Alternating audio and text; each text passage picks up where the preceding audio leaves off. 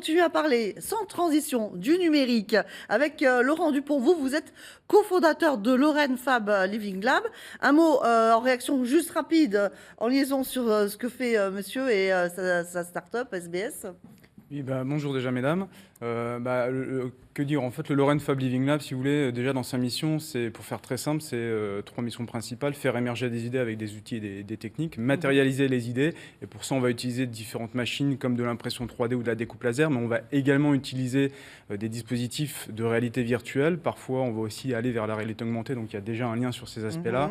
Et puis surtout, ce qu'on va mettre en place, c'est des dispositifs de test par l'usage. L'idée étant de pouvoir en fait très rapidement, en phase amont de l'innovation, de valider si une idée est pertinente ou pas, en la mettant en situation.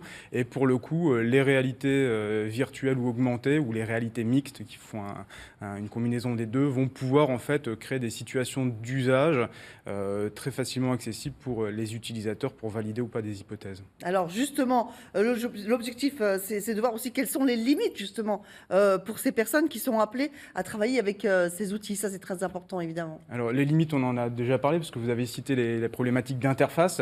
Donc effectivement, il faut à la fois s'assurer que le ou les utilisateurs, selon leur profil, puissent accéder aux technologies, déjà soit juste sur des aspects visuels, mais quand on commence à parler de casques de réalité virtuelle, de dispositifs pour employer de termes techniques, on va dire, d'espace immersif où on va pouvoir mettre l'ensemble du corps ou alors une partie des pieds, des bras pour avoir les mouvements. Eh ben, il faut trouver les bons dispositifs qui soient à la fois ergonomiques, agréables, qui ne soient pas trop perturbants dans des situations de test par l'usage, parce que ce qu'on veut tester, c'est une situation d'usage final et non pas la technologie qu'on va utiliser pour créer la réalité virtuelle ou augmentée. Ça va vraiment révolutionner le monde de l'entreprise de demain. On va voir émerger également de nouveaux métiers, j'imagine. Je dirais que ça le révolutionne déjà.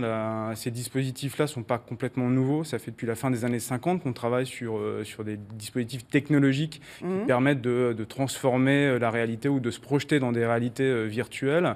Donc on voit depuis plus de 50 ans, 60 ans, donc l'évolution à la fois des technologies et des métiers, que ce soit des métiers de sciences dures ou alors des sciences autour de la cognition, de la psychologie par rapport à ces technologies. Donc déjà au niveau scientifique, il y a des évolutions. Et puis au niveau des métiers, oui, parce que au niveau de la maintenance, vous en parliez, pour éviter certaines prises de risques, pour préparer les équipes. On peut parler aussi de la médecine, pour préparer des interventions, pour s'entraîner avant une intervention. On peut utiliser ce type de dispositif, ou alors même pour accompagner une intervention, être outillé de façon un peu spéciale. J'ai eu l'occasion de me rendre à Laval Virtual cette année, qui est le plus grand salon européen autour de ces technologies-là. Et il y a pléthore d'exemples, comme simuler le fait d'avoir un bébé pour de jeunes parents. C'était une expérimentation d'étudiants japonais, c'était très très drôle. On peut se balader virtuellement sur la Lune avec un dispositif qui est à la fois un casque, mais également un système qui permet de faire des sauts. Donc il y a vraiment beaucoup de possibilités. Pour le sport aussi, comment s'entraîner au ping-pong avec un dispositif qui permet d'anticiper où va atterrir la balle, proposer des tests. Donc il y a vraiment beaucoup de possibilités. Beaucoup de champs possibles. Merci beaucoup à tous les deux. Merci à vous trois. Eh bien, on va passer à quelque chose de pas du tout virtuel.